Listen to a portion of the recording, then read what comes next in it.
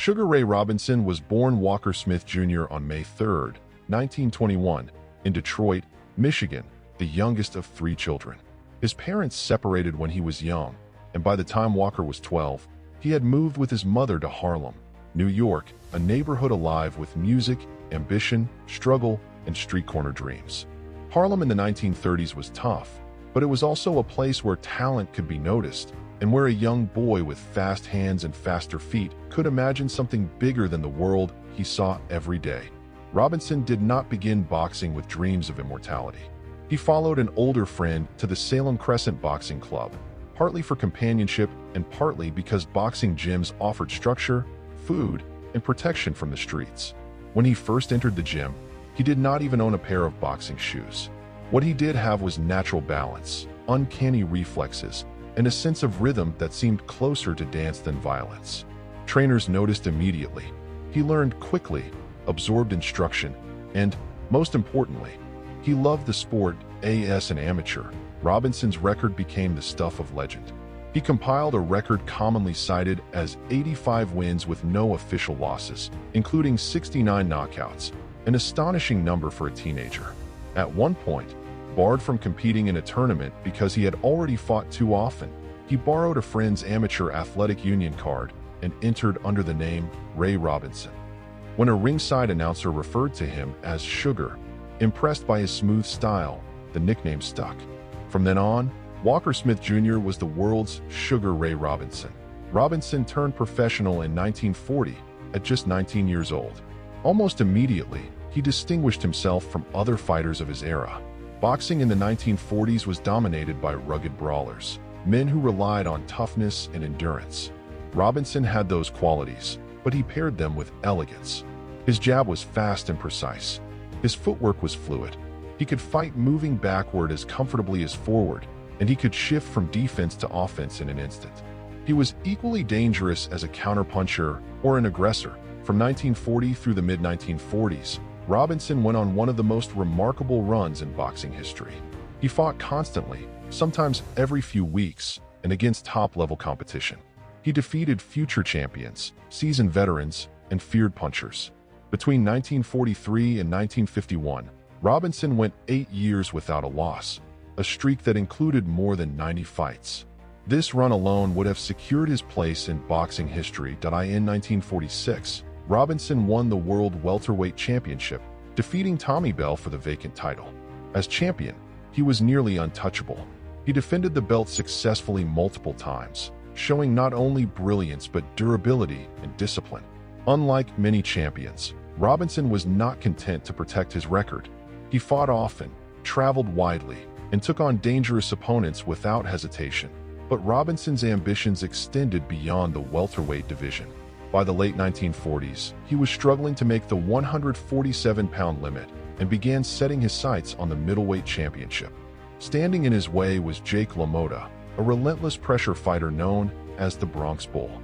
Robinson and LaMotta had already fought several times, developing one of boxing's greatest rivalries.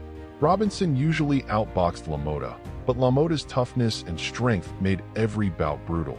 Their most famous encounter came in 1951, when Robinson challenged LaMotta for the middleweight title. In what became known as the St. Valentine's Day Massacre, Robinson unleashed a sustained, punishing attack that finally overwhelmed LaMotta. The referee stopped the fight in the 13th round, crowning Robinson middleweight champion and cementing his status as the finest fighter alive. Success, however, came at a cost. Robinson lived extravagantly. He spent heavily on clothes, cars, and nightlife, and he ventured into show business, forming a dance troupe and performing during periods when he stepped away from boxing. The lifestyle, combined with the physical toll of constant fighting, led to fluctuations in his performance. Later in 1951, he lost the middleweight title to Randolph Turpin in England. Though he regained it later that same year, in 1952, Robinson retired from boxing, citing exhaustion and loss of motivation. He was only 30 years old. Many believed he had nothing left to prove. But retirement did not bring the financial security he expected, and within a few years, Robinson returned to the ring. The comeback years were dramatic and uneven. Robinson was no longer invincible, but he was still brilliant. In 1957, At age 35, he defeated Gene Fullmer to win the middleweight championship again, becoming a champion for the 5th time, a record that stood for decades. Though he would lose and regain the title again, these later reigns demonstrated not just skill, but resilience and adaptability. Robinson continued boxing into the 1960s, well past his physical prime. His later years in the ring were marked by courage rather than dominance. He fought because boxing was what he knew, and because the financial pressures never fully disappeared. He retired for good in 1965, with a professional record of 175 wins, 19 losses, 6 draws, and 2 no contests, including 109 knockouts. Numbers almost unimaginable in the modern era. Outside the ring, Robinson was complex and charismatic. He was one of the first boxers to understand the value of self-promotion, entering the ring in flashy robes and cultivating a public persona that blended confidence and showmanship. He inspired future generations not only with his skill, but with his style. Fighters like Muhammad Ali and Sugar Ray Leonard openly acknowledged his influence, and Leonard was named in his honor. In his later years, Robinson faced serious health challenges, including diabetes and eventually Alzheimer's disease. As his memory faded, the boxing world increasingly recognized the magnitude of his achievements. Writers, historians, and fighters alike began to refer to him not just as a great champion, but as the greatest boxer who ever lived, pound for pound.